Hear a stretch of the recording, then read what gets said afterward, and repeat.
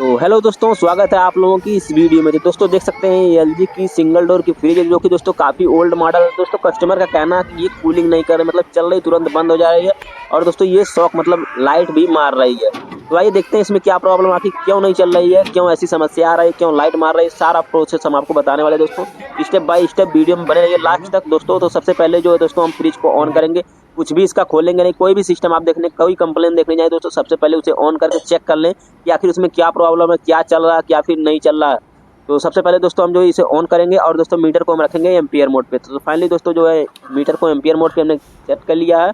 और दोस्तों देख सकते हैं 0 0 हमारा जो है सारा प्रोसेस हो गया। अब दोस्तों जो है इसे ऑन करेंगे। तो फाइनली दोस्तों देखिए प्लग हमारा लगा हुआ। अब देखिए इसे ऑन किए तो हमारा कंप्रेसर ऑन हो गया।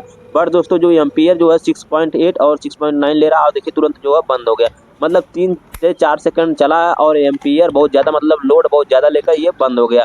तो ऐसी समस्या क्यों आती है दोस्तों, हम आज इस वीडियो में बताने वाले हैं। तो सबसे पहले दोस्तों इसमें जो चेक करना है हमें, तो सबसे पहले जो हम यहाँ पर वोल्टेज चेक करेंगे कि हमारा वोल्टेज कितना आ रहा है। तो दोस्तों वोल्टेज चेक करने के लिए देखिए हमने जो है पहले जो मीटर को वोल्टेज के रेंज पे रखना है। और दोस्तों इस प्रोब की मदद से जो है आप वोल्टेज चेक करेंगे। तो दोस्तों मीटर को जो है एसी वोल्टेज पे रखना है, क्योंकि दोस्तों यहाँ पर हमें जो है एसी वोल्टेज चेक करना है। तो दोस्तों एसी वोल्टेज चेक करने के लिए देख सकते हैं हमने जो मीटर को वोल्टेज पे रख लिया। आप देखिए एसी मोड पे हमने जो सिलेक्ट कर लिया, देख सकते हैं एसी मोड यहाँ पर लिख दिया है। इस पे दोस्तों एसी डीसी दोनों चेक कर सकते हैं इस मीटर से। तो दोस्तों यहाँ पर देखिए हमने जो एसी मोड पे सेट कर लिया। आप देखिए यहाँ पर जो है हम चेक करेंगे वोल्टेज कितना आ रहा है। दोस्तों देख सकते हैं ये एसी डीसी मीटर है, तो दोस्तों थोड़ा सा इसमें रीडिंग शो करता है। आप जब लगाएंगे तो ये जो है क्लियर वोल्टेज बताएगा। तो फाइनली दोस्तों अब देखिए हम जो लगाएंगे और यहाँ पर देख सकते हैं दोस्तों 215 216 देख सकते हैं वोल्टेज हमारा हो रहा है, देख सकते हैं 270 है। मतलब दोस्तों यहाँ पर वोल्टेज थोड़ा सा कम है, बट दोस्तों जो है इतना में फ्रिज जो हमारी चल जानी चाहिए। मतलब दोस्तों 200 प्लस है, तो मतलब फ्रिज हमारी चल जानी चाहिए। तो ये फ्रिज नहीं चल रही, तो आखिर इसमें क्या रीजन है।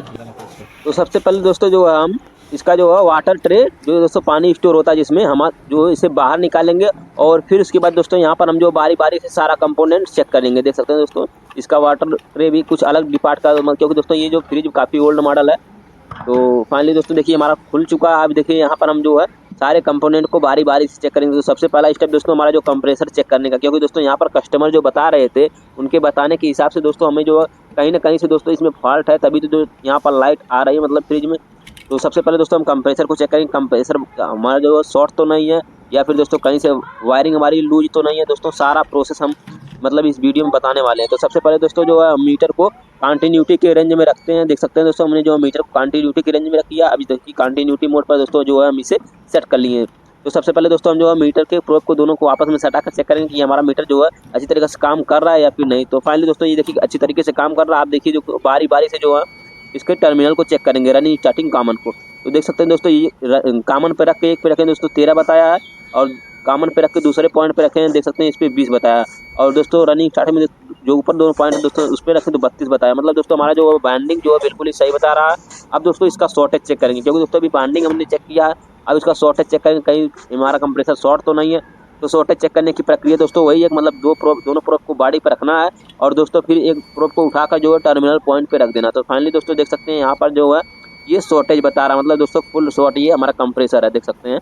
तो बॉडी शॉर्ट दोस्तों इसका जो है, तो इसमें जो है कंप्रेसर का ही प्रॉब्लम दोस्तों, कंप्रेसर इसमें चेंज करना पड़ेगा। तो देख सकते हैं दोस्तों इसका जो है देखिए टर्मिनल में लगाएंगे और दोस्तों ये जो है बॉडी शॉर्ट बता रहा है। तो फाइनली दोस्तों देख सकते हैं इसका जो है कंप्रेसर ही खराब है। तो दोस्तों अगर इस वीडियो में आपको कुछ सीखने को मिला तो दोस्तों वीडियो को लाइक करें और चैनल को सब्सक्राइब करें और नोटिफिकेशन ऑल को प्रेस करें। दोस्तों कमेंट करें कि वीडियो आपको कैसी लगी है।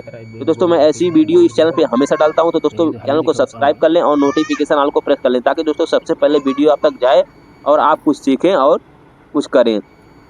तो देख सकते हैं दोस्तों यहाँ पर जो है कंप्रेसर ही खराब है। तो दोस्तों आज के लिए इतना ही, मिलते हैं फिर किसी नेक्स्ट टॉपिक पर नेक्स्ट वीडियो में।